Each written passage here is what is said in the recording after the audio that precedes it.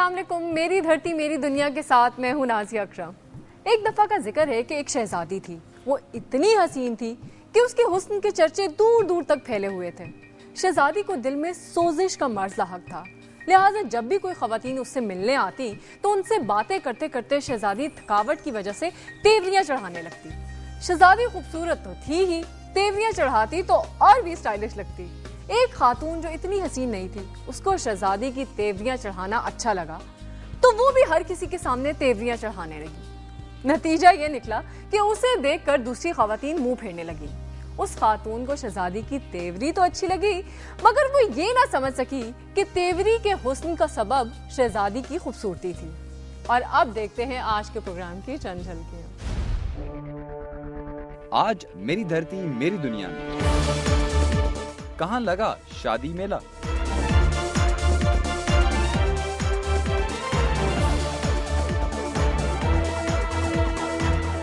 ख़वातीनो हजरात फारिग वक्त कैसे गुजारते हैं और तन्हाई के साथी परिंदे और जानवर।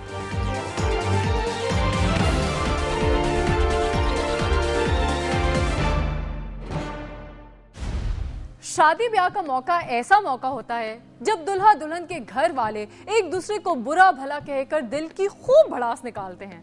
लेकिन ये बुरा भला कहना कोई सचमुच का नहीं होता और ना ही लड़ाई की सूरत में होता है, बल्कि ये होता है टप्पे माइये और बोलियों की सूरत में। और ऐसी बात नहीं कि बस एक दूसरे को बुरा भला ही कहा जाता है, बल्कि प्यार मोहब्बत की बातें और शिकवे शिकायतें भी की जाती हैं। भाई जैसे कि ये एक टप्पा है, टेशन दिया दो लेना तूते सानू छड़वे गयो हो नसी जी के की लेना।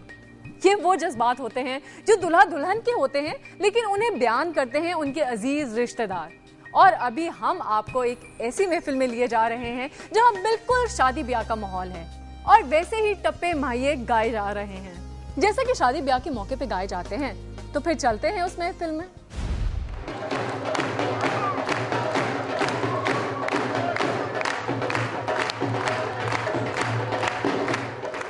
पांच दरियाओं और रंगीलड़ी रुतों की धरती पंजाब की मट्टी खूबसूरत रवायतों और दिलचस्प रस्मों रिवाजों से गुंदी है। पंजाबी सकाफत के सारे रंग ही दिल फरेब हैं। शादी ब्याह पर माइयों, मेहंदी, बारात, रुखसती पर गाए जाने वाले गीत हों या बोलियां, टप्पे, माहिए, घोड़ियां, फेरियां, गिद्दा, सम्मी, वाग फड़ाई, दूध पिलाई, सुरमा सिलाई या जूता छुपाई, सब रिश्तों को एक लड़ी में पिरो देते हैं। पंजाब आर्ट्स काउंसिल ने भी शादी ब्याह के गीतों की एक ऐसी ही शाम सजाई जिसमें फजल जट ने पंजाब के रस्म रिवाज और रवायात को जिंदा कर दिया। सच्चे रिश्तों की लड़ी में पिरोई इन रस्मों और प्यार में डूबे गीतों पर हर कोई नाचता गाता है। माइयों और मेहंदी की रस्म पीले जोड़े में लिपटी दुल्हन के लिए हसीन ख्वाबों की नगरी में कदम रखने का आगाज होता है, जब दिल में खुशी भी होती है और हल्का हल्का दुख भी। मेहंदी पर दुल्हन की बहनें, मामियाँ, चाचियाँ उसे दुपट्टे की छांव में लाती हैं और मेहंदी तो लगती ही तब है जब लड़के की माँ अपनी चांद सी दुल्हन को देखकर खुशी से नाचने लगती है।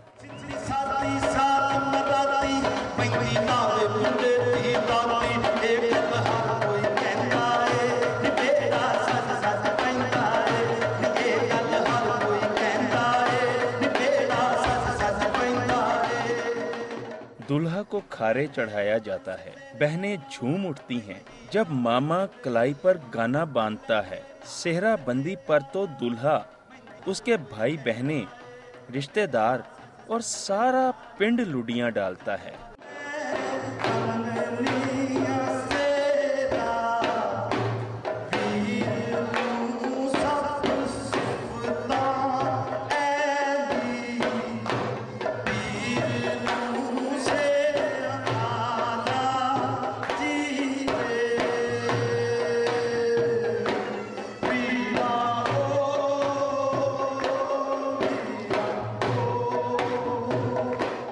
भाभी सेहरे की लड़ियां उठाकर सुरमा सिलाई की रस्म करती है।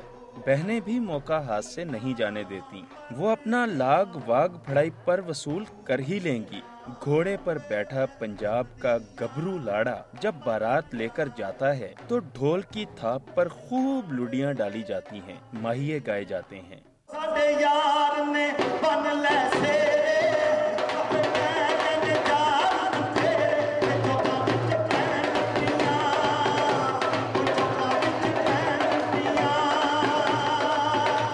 निकाह के बाद बिद तो सभी को खिलाई जाती है और फिर आता है विदाई का लम्हा।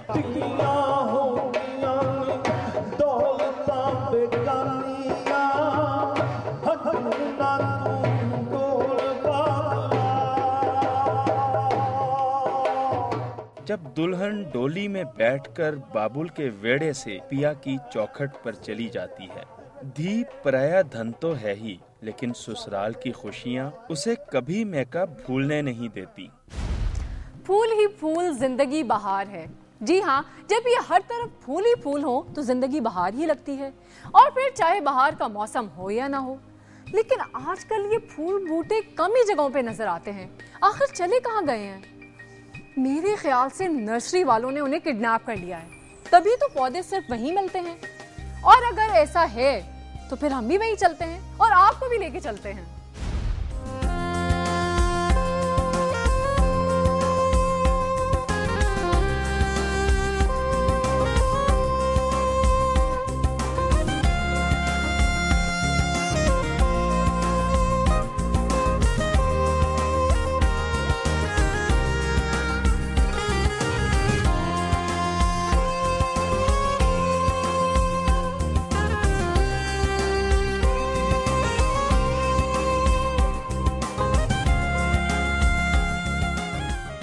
खुशरंग फूल और सरसब्ज पौधे खुशबू और खूबसूरती का इस्तारा तो हैं ही, माहौल को भी तरोताजा रखते हैं। शहर में जाबजा फैली नर्सरियां मुख्तलिफ किस्म के मकामी और दरामदशुदा फूलों और पौधों के बायस बागबानी का शौक रखने वालों के लिए खास दिलचस्पी का बायस हैं। इन नर्सरियों में जमीन में लगे रंग बिरंगे फूल, अनवाओ अक़साम के पौधे और मिट्टी के बने गमले मौजूद हैं। कुछ पौधे इंपोर्ट भी किए जाते हैं और कुछ पौधे तो ऐसे हैं जो सारा साल ही सरसब्ज रहते हैं और फूल भी कभी नहीं मुरझाते। पहले से मेरा ख्याल है अब ज़्यादा आसान हो गया है इन लोगों के लिए इंपोर्ट करना पौधे। यहाँ पे बहुत ज़्यादा वैरायटीज़ अब अवेलेबल हैं। लोग जब आते हैं उनके पास चॉइसेस काफ़ी ज़्यादा होती हैं, और क्योंकि ज़्यादातर लोग जो होते हैं वो आसान किस्म के पौधे लगाने में इंटरेस्टेड होते हैं, इसलिए, और क्योंकि वैरायटी भी ऐसी अवेलेबल है पूरी दुनिया में जो कि पेरेनियल प्लांट्स जिनको कहते हैं, जो 12 महीने चलते हैं, इसलिए लोगों के लिए आसानी हो गई है कि वो एक दफ़ा पौधा लगाएं तो वो काफ़ी देर तक या पूरा साल जो है वो चलता रहता है, फल देगा, फूल देगा, खुशबू देगा। बागबानी और लैंडस्केपिंग इन पौधों और फूलों के बगैर नामुकम्मल तस्वुर होती है, लेकिन खुशबू और रंग के अलावा इन पौधों के तिब्बी फ़ायदे भी हैं। जिस चीज़ की कमी है वो ये है कि अवेयरनेस अभी भी नहीं है लोगों को पता नहीं है वैरायटीज़ कौन कौन सी अवेलेबल हैं प्लांट्स की, फ़ायदे क्या क्या हैं डिफरेंट प्लांट्स के। कई चीज़ों के हर्बल फ़ायदे हैं, कई चीज़ों की खुशबू बहुत अच्छी होती है, कई फलों का टेस्ट लोगों को पता ही नहीं है कि ऐसे भी फल दुनिया में एग्जिस्ट करते हैं। तो ये अवेयरनेस मेरा ख्याल है अभी कम है लोगों में। जैसे जैसे शऊर बढ़ता जाएगा उस तरह लोग जो है वो ज़्यादा चीज़ें लेते जाएंगे। गो इन पौधों की कीमत भी इतनी ज़्यादा नहीं, लेकिन अब आम लोगों में पौधे लगाने के रुझान में कमी देखने में आई है। जनाब, एज यूजुअल हो गया है वक्त एक ब्रेक का। कहीं मत जाएगा क्योंकि अभी हमने देखनी है बहुत सारी रिपोर्ट्स, तो हमारे साथ रहेगा। मिलते हैं ब्रेक के बाद।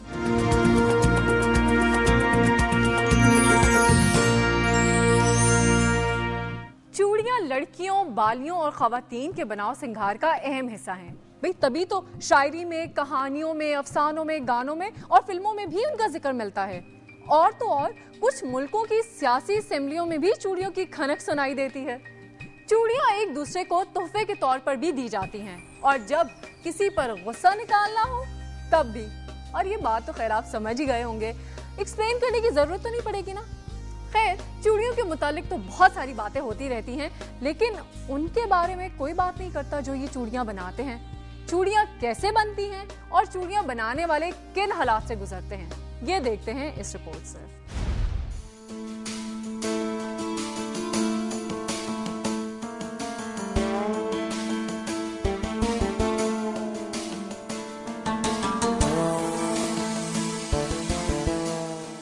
बाहों में छन छन करती रंग बिरंगी चूड़ियां हों तो लड़कियों का सिंगार मुकम्मल होता है। शादी ब्याह हो या ईद या फिर कोई और तकरीब, खवातीन शौक से हाथों में चूड़ियां पहनती हैं और जहां चूड़ी का नाम आए वहां हैदराबाद को याद किया जाता है, क्योंकि दुनिया में हैदराबाद चूड़ी की तैयारी का एक बहुत बड़ा मरकज है। शीशे से तैयार की जाने वाली चूड़ी अपने दिल फरेब रंगों और खूबसूरती की वजह से दुनिया भर में पसंद की जाती है, जबकि चूड़ी की मुख्तलिफ अक़साम में नाम वाली चूड़ी भी अपना खास मकाम रखती है। नाम वाली चूड़ियाँ मेरे को बहुत पसंद है और मैं अपनी फ्रेंड को भी नाम वाली चूड़ियाँ ही गिफ्ट में देती हूँ और उनको बहुत अच्छी लगती है। शीशे की नाजुक चूड़ियों पर खवातीन शौक से नाम लिखवाती और पहनती हैं। शीशे की चूड़ी पर बारीक शीशे के तार से नाम लिखना निहायत मुश्किल फन है। नाम वाली जो चूड़ियाँ उसका अपना ही एक हुस्न है, यानी कि कोई जिस तरह हम लॉकेटों पे नाम पहनते हैं इस तरह हम चूड़ी पे भी नाम लिखवाते हैं, दुल्हनों के नाम लिखे जाते हैं। और इस फन के कारीगर कम उजरत पर हवा और रोशनी से महरूम जगहों में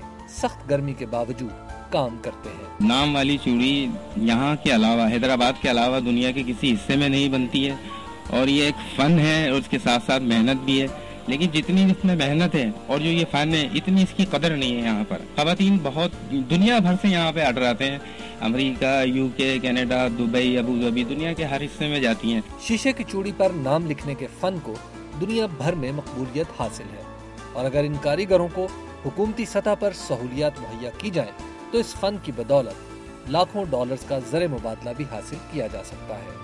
चूड़ी पर नाम लिखना निहायत महारत का काम है और इस फन को दुनिया भर में खवातीन बेइंतहा पसंद करती हैं। इसीलिए हैदराबाद से नाम वाली चूड़ी खसूसी तौर पर दुनिया भर में तहफ़ के तौर पर भेजी जाती है। इरफान आ रही, दुनिया न्यूज़, हैदराबाद। वैसे लोग भी ना कमाल करते हैं। कुछ लोग इतनी छोटी छोटी चीजें बनाते हैं कि उन्हें बगैर खुदबीन के देखना मुमकिन ही नहीं होता, और कुछ करते हैं उसके बिल्कुल उलट। अब देखें ना, नवाब शाह के दो भाइयों ने भी कमाल कर दिखाया। उन्होंने इतना बड़ा मोबाइल बनाया कि वो मोबाइल कम और टीवी ज्यादा लगता है, और मजे की बात ये कि इस मोबाइल में टीवी भी है।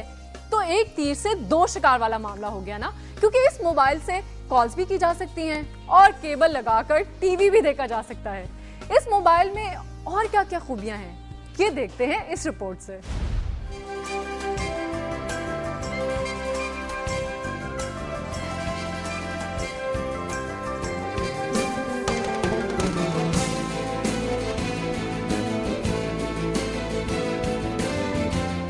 दुनिया भर में जहां मोबाइल फोन के बड़े पैमाने पर इस्तेमाल के सिलसिले में लोगों के रुझानात बदले हैं, वहीं मुख्तलिफ कंपनियों की जानिब से नित नए और जदीद मोबाइल फोन मुतारिफ कराने का सिलसिला भी जारी है। ताहम नवाब शाह में मोबाइल फोन रिपेयर करने वाले दो मेहनती नौजवानों वसीम जट और अजमल अजीम अराई ने एक बड़े साइज का मोबाइल फोन मकामी सतह पर तैयार किया है। मेरा एक अलग से शौक था कि मैं ऐसी चीज़ बनाऊं कि वो कामयाब हो। इसी वजह से ये मैं मोबाइल फ़ोन मैंने तैयार किया। 4 महीने इस पे कंटिन्यू हमने मेहनत की है।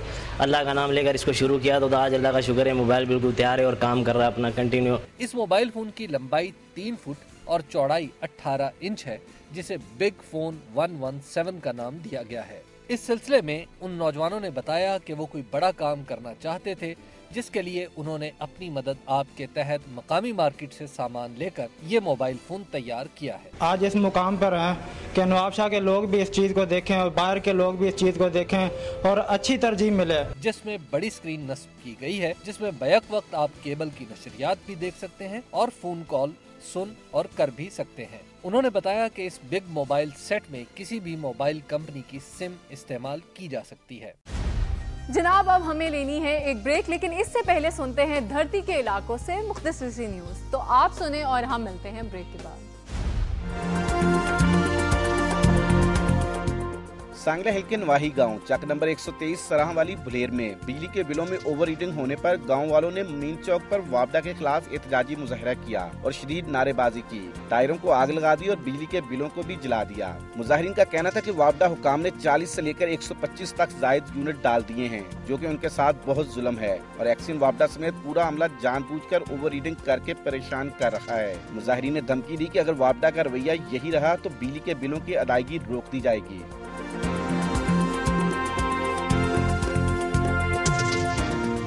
महकमा एक्साइज एंड टैक्सेशन पाकपतन के ज़ेरे एहतमाम मंशियात के खात्मा के आलमी दिन के मौका पर EFU ऑफिस साहिवाल रोड से दरबार हजरत बाबा फरीदुद्दीन मसूद गंज शकर तक रैली निकाली गई। रैली की क़यादत MPA चौधरी जावेद अहमद और deputy district officer excise Shahbaz Khan ने की। ताजरों, सहाफियों और शहरियों की बड़ी तादाद ने शिरकत की। इस मौका पर मेंबर सूबाई असेंबली चौधरी जावेद ने कहा कि मंशियात एक लानत है, हम सबको हुकूमत और अदारों के साथ मिलकर इसके खात्मे की कोशिश करनी चाहिए।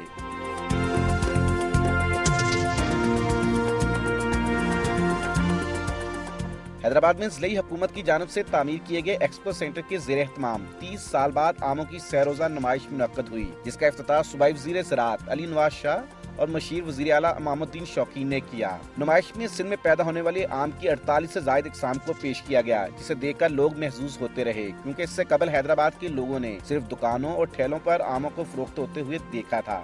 नुमाइश का इनकार हैदराबाद चैम्बर ऑफ कॉमर्स के ताउन से किया गया। ईरानी कौंसलेट सैयद हसन अलवी ने हैदराबाद चैम्बर ऑफ कॉमर्स की इस कोशिश को सराहा। नुमाइश में अवामी दिलचस्पी में इजाफा के लिए दीगर अशिया के स्टॉल्स और म्यूजिकल नाइट का भी बंदोबस्त किया गया और मुल्क के मायानाज फनकारों ने इसमें अपने फन का मुजाहरा किया। अवाम पूरे जोश जज्बा से महफिल मौसीकी से लुत्फ अंदोज होते रहे।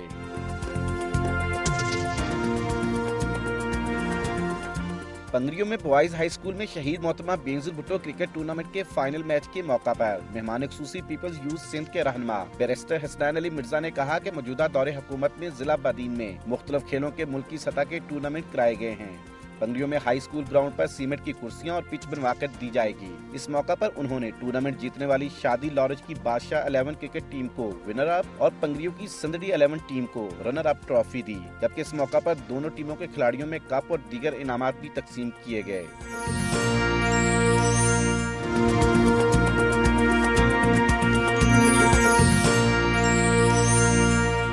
मेरी धरती मेरी दुनिया में वेलकम बैक। जनाब, अब हमें देखनी है एक दिलचस्प सी वीडियो जो हमें भेजी है दुनिया के रिपोर्टर नुमान खान ने गुजरांवाला से, और आपके लिए एक पैगाम है। अगर आप भी कोई दिलचस्प सी वीडियो हमसे शेयर करना चाहते हैं तो कर सकते हैं, और इसके साथ ही आप बन सकते हैं दुनिया के रिपोर्टर। चलें आप वीडियो देखते हैं।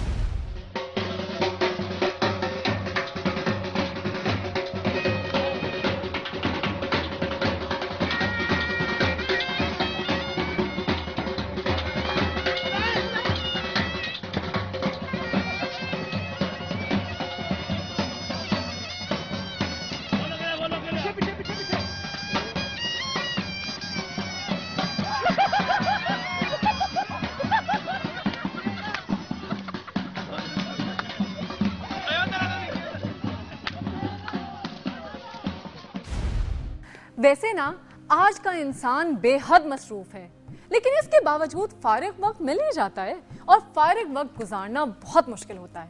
अगर कोई दिलचस्प सी मसरूफियात या मशगला ना हो तो आप फारिग वक्त कैसे गुजारते हैं? सुनते हैं जो आप कहते हैं।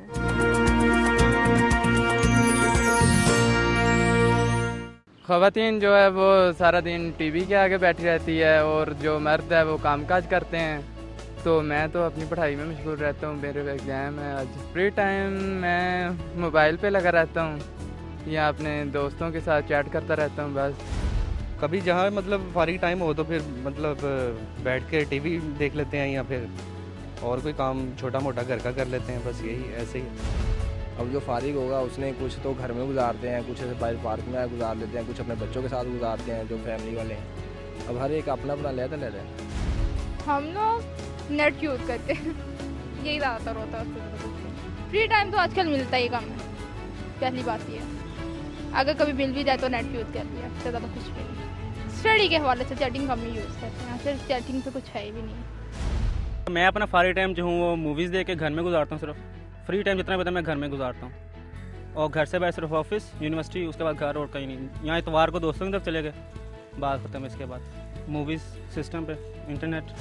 ज़्यादातर कोशिश करता हूँ कि भाग करूँ, क्योंकि इससे बंदा ज़रा फिट रहता है, हेल्दी रहता है, जिस्मानी तौर पे भी, ज़हनी तौर पे भी, क्योंकि आजकल टेंशनें इतनी हैं, जिधर देख लो धमाके हैं, महंगाई है, गुर्बत है, डाके लग रहे हैं, हर तरफ अफरा तफरी फैली हुई है। इसलिए मैं कोशिश करता हूँ कि ज़्यादातर अपना वक्त जो है भाग करने में, खेलने में, और घर के जो काम है, मामला है, उनको देखने में गुजारा। आप भी देख रहे हैं, सभी देखते हैं, एक गलत रुझान जो है यानी कि स्कूल में अगर आते हैं लड़के, स्कूल में कम जाते हैं, कॉलेज में कम जाते हैं, इधर उधर आवारा फिरते हैं, व्हीलिंग करते हैं, पार्कों में फिरते हैं। घर में ये पता है कि पढ़ने जा रहे हैं। वैसे आजकल की जो लाइफ है उसके उस लिहाज से तो फ्री टाइम है ही नहीं, लेकिन अगर फ्री टाइम होता है तो एज़ पर मैं तो अपना फ्री टाइम या तो टेलीविज़न देख के करती हूँ, करंट अफेयर सुनती हूँ बहुत ज़्यादा, या फिर नेट यूज़ करती हूँ। नेट फॉर एंटरटेनमेंट पर्पज़ है और कि आप एक्सप्लोर कर सकते हो चीज़ों को ज़्यादा से ज़्यादा नेट यूज़ करके।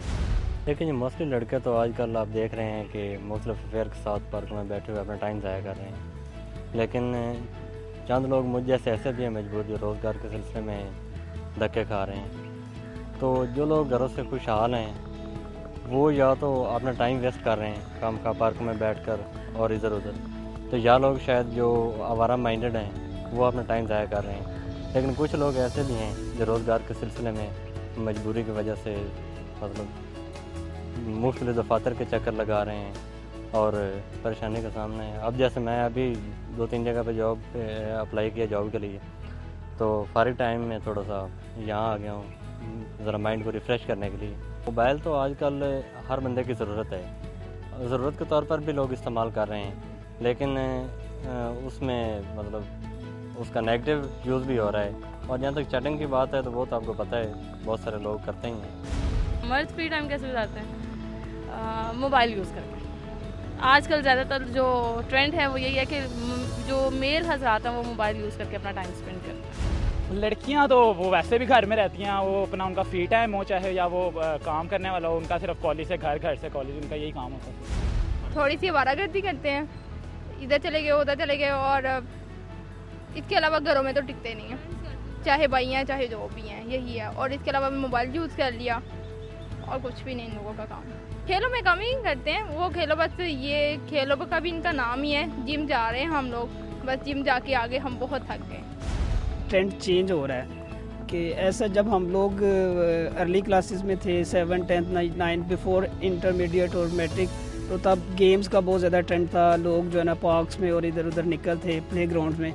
लेकिन अब इंटरनेट हो गया, सेल फ़ोन बहुत ज़्यादा है और कंप्यूटर एडेड गेम्स और प्रोग्राम्स हैं, लोग उसको बहुत ज़्यादा यूज़ करते हैं। और बच्चे, इसका एक हेल्दी इम्पैक्ट तो है कि जो न्यू टेक्नोलॉजी है उसको लोग बहुत ज़्यादा फोकस कर रहे हैं और उसको वो हमारा जो सोसाइटी है बहुत इनकरेज कर रही है। लेकिन इसका ड्रॉबैक ये है कि फ़िज़िकली जो हमारी जनरेशन है ना, वो आई थिंक सो कि वो उसमें वो चीज़ नहीं है जो होनी चाहिए। मतलब कि जो प्ले ग्राउंड्स का एक इफ़ेक्ट होता है एक बॉडी पे या फिज़िकली होता है, वो नहीं अब रहा।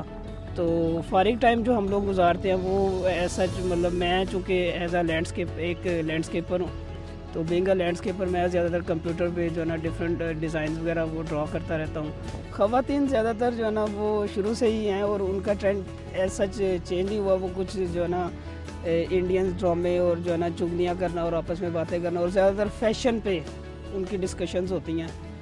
तो बाकी ऐसा उनकी कहें कि कोई क्रिएटिव किस्म की कोई गुफ्तगू हो या वो क्रिएटिवनेस के साथ कोई अपना टाइम गुजारे, तो ऐसा कुछ नहीं है। फ्रेंड गैदरिंग ज़्यादा होती है लड़कों की, क्योंकि उनको इतनी ज़्यादा प्रॉब्लम्स नहीं होती बाहर निकलने के लिए, तो वो ज़्यादातर अपना टाइम फ्रेंड के साथ स्पेंड करते हैं। और यही है, क्लब चले गए, कैफेस चले गए, पार्क्स में चले गए, या एज पर बाहर निकल गए और अपना टाइम स्पेंड करते हैं। फारिग वक्त में फारिग तो कभी हुए नहीं तकरीबन 1 साल हो गया जब सीन से आए, पार्क टाइम मिलता नहीं। आज थोड़ा सा टाइम मिला था, वो भी सर ने कहा कि आज ज़रा गर्मी ज़्यादा, आप लोग थोड़ा सा लेट कर लो, तो हम यहाँ पे आउटिंग के लिए आए। आपने पूछा जी मर्द किस तरह से गुजारते हैं? मर्द तो ऐसे ही गुजारे हैं, अगर हम जैसे हों, स्टूडेंट्स हों, और अगर वैसे नॉर्मल अगर आप देखें तो यही होता है जी, किसी से बात कर ली, चैटिंग कर ली, ठीक है, नंबर ले ली, किसी दूसरे से बात कर ली इस तरह से, या फेसबुक पे चले गए, वहाँ पे सर्चिंग करते हैं, लोगों से बात कर ली, चैटिंग कर ली, तो इस तरह से। लड़कियाँ जो हैं वो, जो मैंने देखा है हल्का फुल्का, जो मेरा मतलब ज़ाती राय है, वो ज़्यादातर इस तरह से टाइम गुजारती हैं, यार तुमने वो ज्वेलरी क्यों नहीं ली, तुमने वो मैचिंग क्यों नहीं की, तुम्हारे साथ सूट के साथ इस तरह की मैचिंग होनी चाहिए, इस तरह की मैचिंग होनी चाहिए, इस तरह से बातें करके वो अपना वक्त गुजारती हैं। अब फिर से चलते हैं ब्रेक पे, बस जल्दी वापस आते हैं, कहीं मत जाएगा, स्टे विद अस।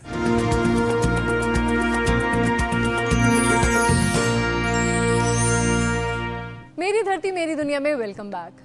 जनाब, जानवर और परिंदे इंसानों के दोस्त और तन्हाई के बेहतरीन साथी होते हैं, और बाज़ जानवर परिंदे तो ऐसे होते हैं कि उनकी कंपनी में कोई भी बोर नहीं हो सकता।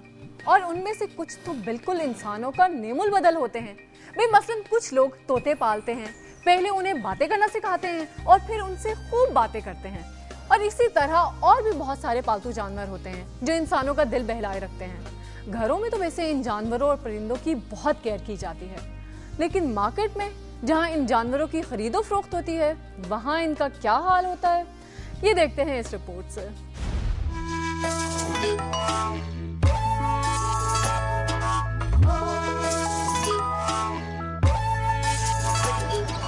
कहते हैं शौक का कोई मोल नहीं होता है। कराची के शहरियों के शौक भी बड़े निराले होते हैं। गुज़िश्ता चंद सालों से कराची में परिंदे और जानवरों के पालने का शौक बेदार हुआ और अब ये हाल है कि कराची के इलाके सदर इम्प्रेस मार्केट के अक्ल में जानवरों की एक बड़ी मार्केट कायम है, जहां पाकिस्तान के अलावा मुख्तलिफ ममालिक के नायाब परिंदे और जानवर फरोख्त के लिए दस्तयाब हैं। नायाब परिंदों की कीमतें भी आसमान पर हैं। साउथ अफ्रीका के भी आते हैं, इंग्लैंड के भी आते हैं, न्यूजीलैंड के भी, मुख्तलिफ मुल्कों के परिंदे आते हैं, अमेरिका के भी आते हैं। 1000 का भी परिंदा है, 10,000 का भी है। परिंदों के शौक ने कराची में बेशतर अफराद को परिंदों का कारोबारी भी बना दिया है। बिलखुसूस ऑस्ट्रेलियन तोते कारोबारी तौर पर ज्यादा इस्तेमाल होते हैं। जिनके पास कोई काम नहीं है, यानी पार्ट टाइम में ये चल कर रहे हैं, किसी के पास नौकरी करने से अच्छा कारोबार का जरिया ये मेहनत कारोबार बन गया है। 1500 रुपए का भाई, ये बाबा 1300 का लिया हुआ है। नसीब की बात है, 400-500 रुपए अगर लग जाए तो एक चीज में मिल रही है, 2 पैसे आ रहे हैं, जाहिर बात है वो करना पड़ता है ना काम। परिंदों के शौक में हर उम्र के अफराद शामिल हैं, जबकि परिंदों की बोलचाल भी शौकीन अफराद को अपने शहर में मुब्तला रखती है। बोलने वाले तो होते हैं, बहुत ज्यादा बातें बोलते हैं, उनकी बातें बस अकेले बच्चे तो चले जाते हैं स्कूल में, उनकी बातें सुनती रहती हूँ मैं। कई अफराद ने दिल बहलाने के लिए इस शौक को अपनाया हुआ है। इम्प्रेस मार्केट कराची में जानवरों की ये मार्केट लोगों की तवज्जो का मरकज है। लोग यहाँ से जानवरों की खरीदारी करते और उन्हें अपने घर की जीनत बनाते हैं। मेरी धरती मेरी दुनिया के लिए कैमरामैन जलालुद्दीन के साथ यूनुस आफरीदी, दुनिया न्यूज़ कराची। पैदाइशी नाम तो उनका अल्लाह वसाई था, लेकिन शोहरत उन्हें नूर जहां के नाम से मिली। जी हाँ, मलका तरन्नुम नूर जहां जो अरसा दराज तक मौसीकी की दुनिया पर राज करती रही हैं। नूर जहां 21 सितंबर 1926 को कसूर में पैदा हुई। उनके वालिद मदद अली और वालदा फतेह बीबी थीं। उनका ताल्लुक मौसीकी के घराने से था। 11 बहन भाइयों में सिर्फ नूरजहां ने ही मौसीकी की दुनिया में कदम रखा और खूब शोहरत हासिल की। उनकी 2 बहनों ईदन बाई और हैदर बांदी टिका थिएटर की मशहूर अदाकाराएं थीं। नूरजहां गुलकारा तो बन गई, लेकिन उन्हें वैसे ज्यादा दिलचस्पी अदाकारी से थी। नूरजहां ने 5 वर्ष की उम्र में लोक गीतों से गाने का आगाज किया था। नूरजहां ने उस्ताद बड़े गुलाम अली खान से मौसीकी की तरबियत हासिल की थी। 9 वर्ष की उम्र में नूरजहां को मौसीकार गुलाम अहमद चिश्ती से मिलने का इत्तेफाक हुआ। गुलाम अहमद ने नूरजहां को स्टेज पर मुतारफ कराया। नूरजहां ने अपनी बहन के साथ लाहौर में स्टेज पर गाने और रक्स में हिस्सा लेना शुरू कर दिया। फिल्म में करियर बनाने के लिए नूरजहां की फैमिली कलकत्ता शिफ्ट हो गई। कलकत्ता की मारूफ गुलकारा मुख्तार बेगम ने उन्हें कई प्रोड्यूसर से मिलवाया। 1935 में केडी मोहरा ने फिल्म पिंड दी कुड़ी डायरेक्ट की। इस फिल्म में नूरजहां ने अपनी बहन के साथ अदाकारी की। यूं अदाकारी में उनके करियर की इब्तिदा हुई। 1937 में उन्होंने फिल्म हीर सयाल में चाइल्ड आर्टिस्ट के तौर पर काम किया। बाद अज़ा नूरजहां ने कई फिल्मों में काम किया और फिल्मों की डायरेक्शन भी की। नूरजहां हिम्मत सिफ्त शख्सियत की मालिक थी। उन्होंने गायकी के अलावा अदाकारी भी की, फिल्मों की डायरेक्शन भी की और मौसीकी की तरबियत भी दी। नूरजहां ने उर्दू, हिंदी, पंजाबी और सिंधी ज़बान में 10,000 से ज़ायद गीत गाए। 1957 में नूरजहां को अदाकारी और गायकी के शोबे में शानदार परफॉर्मेंस पर सदारती अवार्ड से नवाजा गया। नूरजहां ने 23 दिसंबर 2000 में वफात पाई। जनाब, ये था आज का प्रोग्राम। फिर हाजिर होंगे नई मालूमात के साथ, नई बातों के साथ। अपना फीडबैक जरूर दीजिएगा। तब तक के लिए अल्लाह हाफ़िज़।